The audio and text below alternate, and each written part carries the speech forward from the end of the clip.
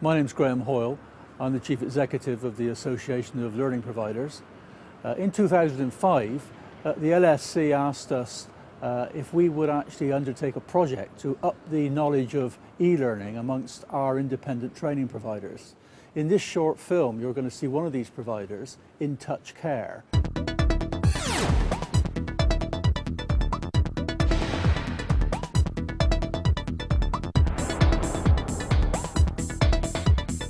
It feels like we're learning more if we have them and stuff like that. It's good, yeah, you get to learn a lot of things.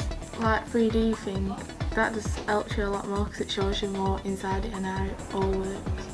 The pictures don't show that as much. What about using this type of resource then when you're starting to do your unit, your next unit?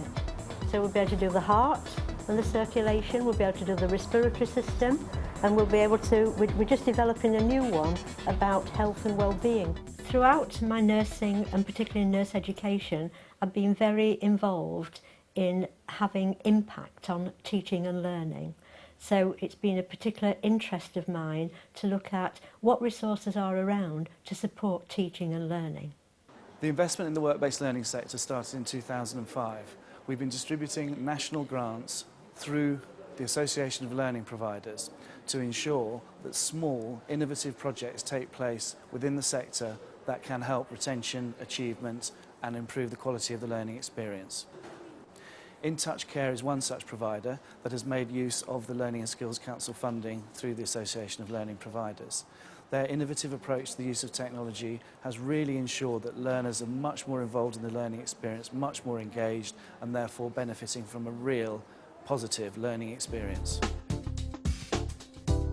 I spent the morning at In Touch Care and have been really impressed at the way in which the use of technology has actually been embedded into the teaching and learning practice. All too often it's easier to make technology look like a gimmick in the learning process, but there's a very genuine attempt here to use it as a natural extension of the teaching process. One of the ways in which the Learning and Skills Council has supported providers with the application of its funding is to help them purchase new and innovative materials and learning equipment to support the learning process. The equipment that was purchased by In Touch Care was supported through funding from the Learning and Skills Council, and the success of that investment is clear to see on the faces of the learners and also in the outcomes that they achieve. With each of the funding that's been available, I've looked for partnerships and at one stage I got about 10 ideas and I put 10 ideas into 3 different bids and worked with different partners so that we could have our own but share in 2 others at the same time. We'd got some funding from being a COVE, a Centre of Excellence, Centre of Vocational Excellence in Health and Social Care.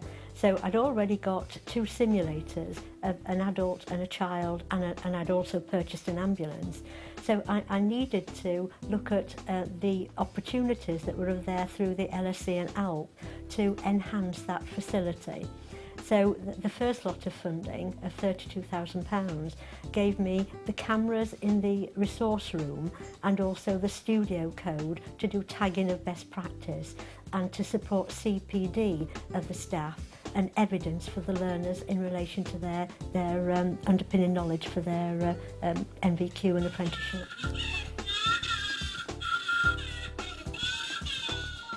We also have different kinds of powders and things so that we can actually put abuse marks on the child, like fingerprints and different types of bruises, so that the learners can come in and they can have a look at the child and see if they've got any concerns about it, how they would go about reporting abuse and other things like that. Our pilot programme with OCR, we're one of the 5 centres for doing the teacher training programme, and we've been doing this every Friday afternoon, so the staff have been trained to be teachers. And on the back of that, we've actually put 2 extra days for doing dictaphone training, for doing the interactive whiteboard, for doing the voting pads, for doing the simulator and the resources that we've got in the clinical room, and now the 3D. So all the time we're enhancing and we're making the teacher have a much wider breadth and depth to their skills in teaching. What we're keen to do and what we do is share what we do. and not just sharing it only in the health and social care sector. So every 2 months we have training providers come here from all over the country who are in health and social care and children's care learning and development. But we do learning visits also every month, and linked with that, we've had opportunities for engineering companies, for construction companies, all to come here and look at how they can use the type of resources that we've got in their field. One of the things that I was most interested in when I visited Jo North and her team was the comments they made about the Association of Learning Providers, who have helped a great deal in the process of getting the grants available for Jo to invest in the future of her company, which at the end of the day is dedicated to doing its very best for the young people of Sheffield, of the south of Sheffield in particular. And all credit to the association for making all of this possible. With the Learning and Skills Council now having made another £4 million available through the Association of Learning Providers, I hope I'll be back here in a year or so's time with another video with lots of other good examples of how our training providers have used the Learning Innovation Grant System.